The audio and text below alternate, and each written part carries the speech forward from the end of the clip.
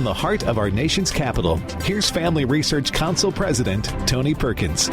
Senate Majority Leader Mitch McConnell today saying that the Senate leadership, House leadership, have met. They're close to an agreement on a coronavirus relief package, and that he's telling everybody, don't go anywhere.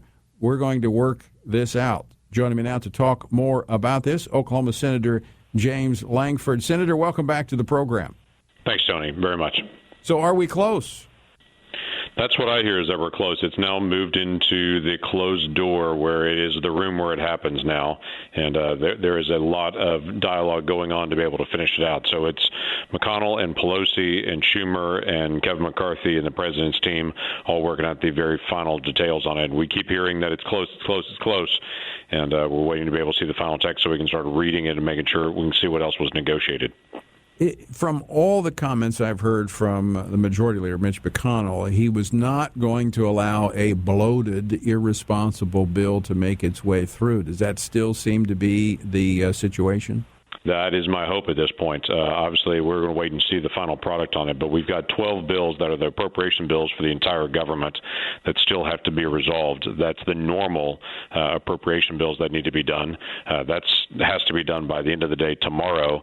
And then we also have COVID relief, which we do need targeted relief, but we don't need some giant package that is spending on a lot of things that are not related to COVID. There are small businesses and not-for-profits and schools, and we've got to do vaccine distribution and testing.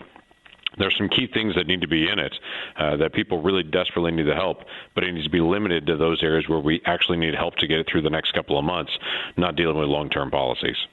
So are you confident that you'll be home for Christmas? I am confident that I will get to celebrate Jesus' birth, and I don't know where that will be yet.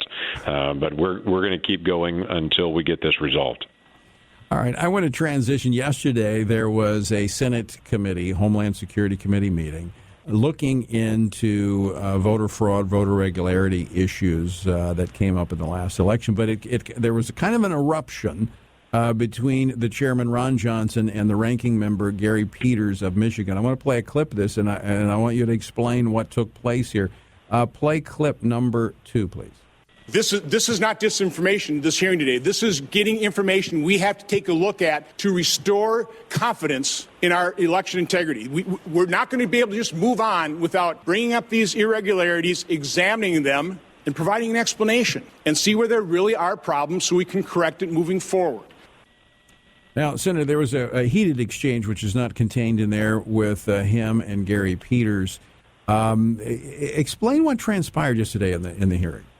So a couple of things. I was in the hearing the whole time, and the most heated exchange was really reaching back to a previous hearing when Senator Johnson had brought up the issue of Hunter Biden, and we were doing some background work that was not getting out into the media, and some of the work with Ukraine.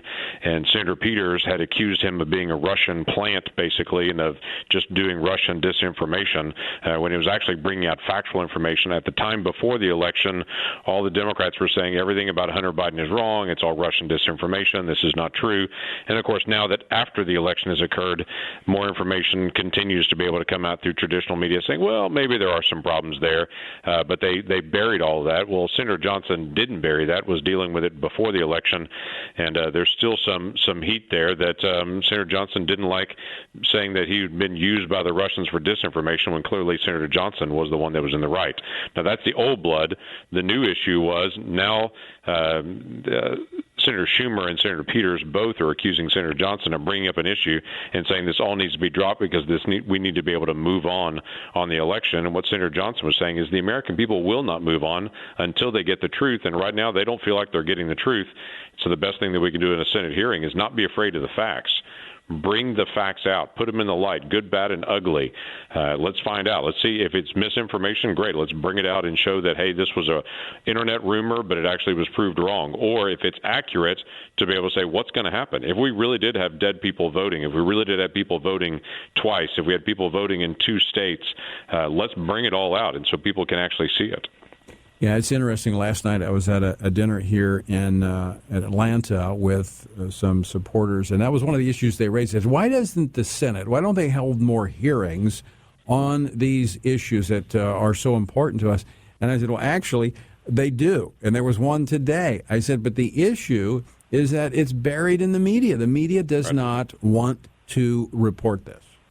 Right. They don't want to be able to talk. They don't want to talk about it because they keep saying that this is all irrelevant. What's interesting is, and what I brought up in the hearing yesterday, is that if you go back to December of 2016, 36% of the people in the country believed that Russia had interfered in our election.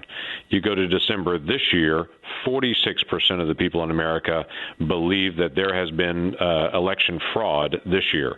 But 4 years ago, the Democrats wanted to talk about everything about Russia, and we spent millions of dollars investigating Russia, and then found at the end of it, no, there wasn't a single vote changed. There was no collusion between the Trump campaign and the Russians. The Russians were trying to do something but failed to be able to do anything. But now that it's almost a majority of the Americans believe there was election fraud this year, Democrats are saying, move along, we don't want to talk about it. We can't do that. We have to be able to get the facts out. The truth has to come to light, and if people are going to be prosecuted, they should be prosecuted. One of the other issues brought up in the hearing yesterday was that, some are saying, well, the courts didn't find anything and let's move on. Senator Rand Paul addressed that briefly in the hearing. Play clip number 3. The courts have not decided the facts. The courts never looked at the facts. The courts don't like elections, and so they stayed out of it by finding an excuse, standing or otherwise, to stay out of it. But the fraud happened. The election in many ways was stolen, and the only way it'll be fixed is by, in the future, reinforcing the laws.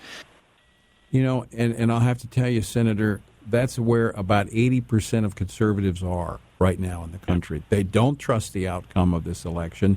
And they're saying, by golly, if we can't fix this one, we got to make sure it doesn't happen again.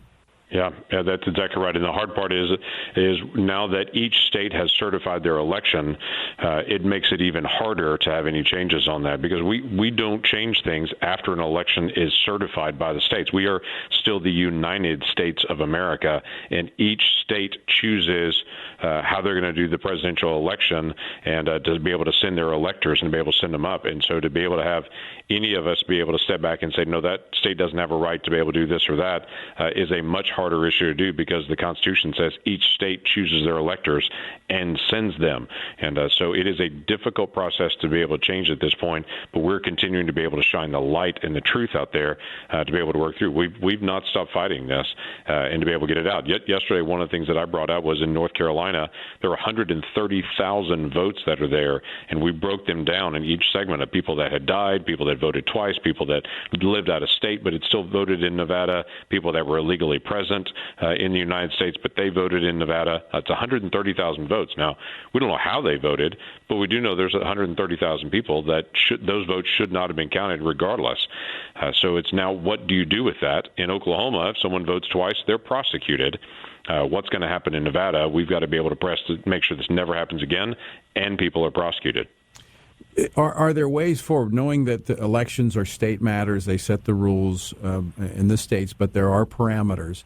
Is there a way for the federal government to ensure that these laws are legitimate and they are, in fact, being enforced? So there's a couple things we can do. One, we can incentivize it. That's a lot of what we did in 2017, 18, and 19, where we found multiple states had election systems where there was no paper ballot backup. It was electronic only. So literally, if there was going to be a recount to be able to check the voting machines, there was no way to actually check the voting machines because the voting machine was the whole voting process. We worked very hard to be able to incentivize states to be able to make that change. The vast majorities of states have made that change now, and we actually have paper ballots and use those paper ballots this year to be able to verify some of the elections and some of the hand recounts. That's helpful. So that is a shift that we did just in the last 3 years. There's much more to do to be able to help on things like absentee voting, mail voting, verifying signatures. My state requires a notary for an absentee ballot. That would have been an enormous difference in a lot of these states if they actually required some sort of verification. The states that are just mailing out ballots, like Nevada, that literally they mail ballots out to people that have not even requested them.